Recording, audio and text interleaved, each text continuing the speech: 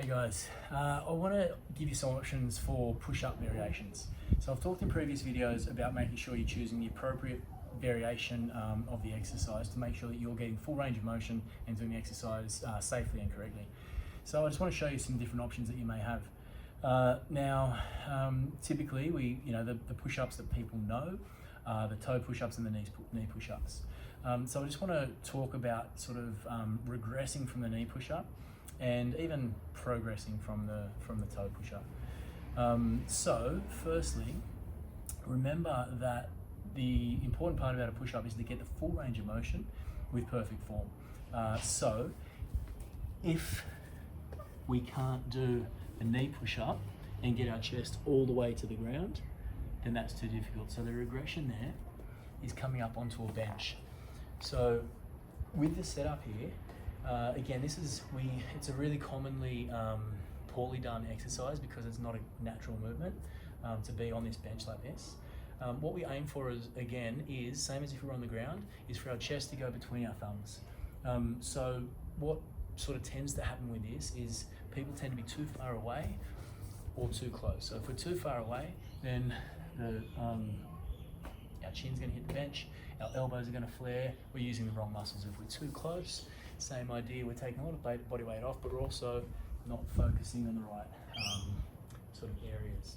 So find that level for you where your chest touches in between your thumbs on the edge of the bench. Still the same things apply, so our core switched on, our body's straight, our shoulders are back and down before we move, our neck is neutral, we touch, we press out and we squeeze the chest at the top of the movement.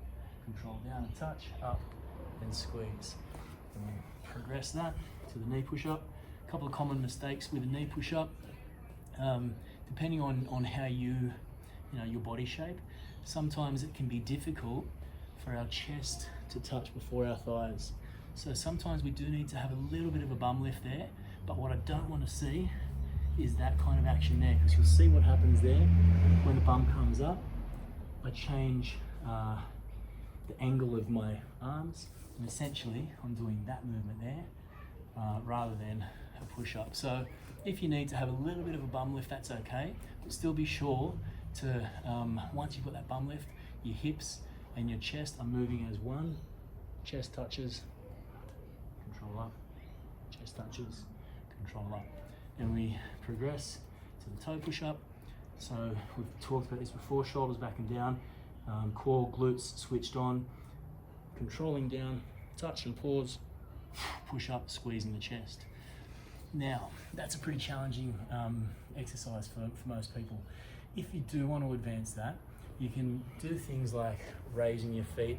You can add weight to your back. So raising your feet, again, depending on your level, we still want to be conscious of the movement. So we still want to make sure that our core is switched on, that we're coming down on the same angle.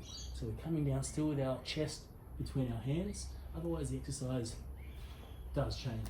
And there are variations which you can change intentionally, but if you try and just advance the push-up exercise, focusing on this part of the chest, make sure you're getting the angle right so that you still maintain that same position, that same form.